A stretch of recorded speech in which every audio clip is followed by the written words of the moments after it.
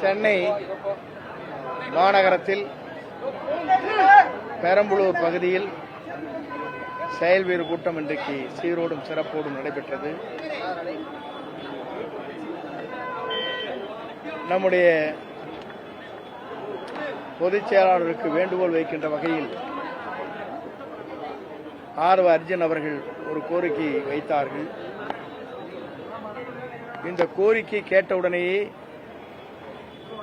இருக்கின்ற செயல் வீரர்கள் அத்தனை பேரும் வானத்தை பிளக்கின்ற அளவிற்கு கோஷங்களை எழுப்பிய காட்சி இங்கே கண்டோம்.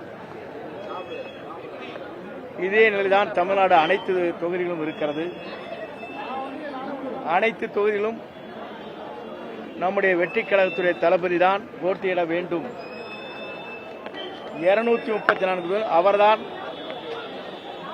வேட்பாளர் என்ற முறையில் பெரம்பலூர் சட்டமன்ற தொகுதியில் செயல் வீரர்கள் எழுப்பிய குரல் வானத்தை பிளக்கின்ற அளவிற்கு இந்த குரல் இங்கே எழுப்பப்பட்டிருக்கிறது என்பதை காணுகின்ற போது 234 தொகுதியிலும் அவர்தான் வேட்பாளர், அவர் யாரை விரல் காட்டுகிறாரோ அவர்தான் சட்டமன்ற உறுப்பினர் என்ற வரலாறு தமிழ்நாட்டிலே மிக விரைவில் 2024 உருவாகும். அதை எந்த சக்தியாலும் தடுக்க முடியாத நிலையை மக்கள் சக்தி உருவாக்கி காட்டும். தேர்தல் வருகிற போதே நமக்கு தெரியும். தேர்தல் அறிவித்த நாளில் காலை 10 மணிக்குள்ளேயே வெற்றி கழகத்துடைய தலைவர் தளபதிதான் தமிழ்நாட்டை ஆளப் போகிறார் என்ற நிலை வாக்காளர் பெருமக்கள் ஆர்ப்பரித்து வருகிற காட்சியை நீங்கள் காணப்போகிறீர்கள் என்பதை மகிழ்ச்சியோடு நான் தெரிவித்துக் கொள்கிறேன். சார்,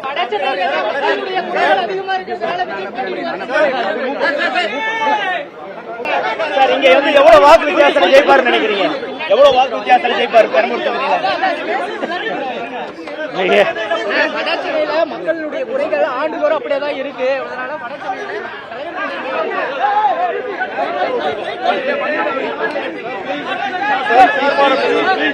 தீர்மானம்